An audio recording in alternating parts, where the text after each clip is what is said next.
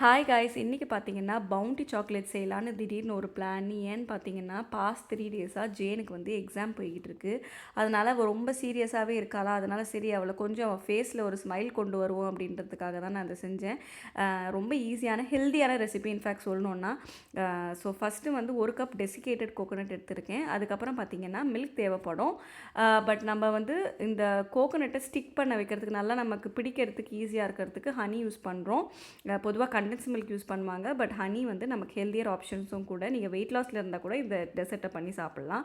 So honey வந்து ஒரு 2 table spoon அளவு சேர்த்துட்டு நல்லா மிக்ஸ் பண்ணிக்கிறேன்.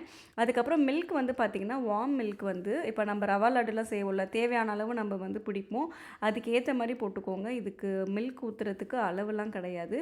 பட் ரொம்ப நிறைய ஊற்றிட்டிங்கன்னா நீங்கள் இன்னும் கொஞ்சம் ஹனி, இன்னும் கொஞ்சம் தேங்காய் போடுற மாதிரி இருக்கும். அதனால் கவனமாக பார்த்து எல்லாமே ஸ்டிக் ஆகிற மாதிரி அந்த ஸ்டேஜுக்கு வந்த பிறகு நீங்கள்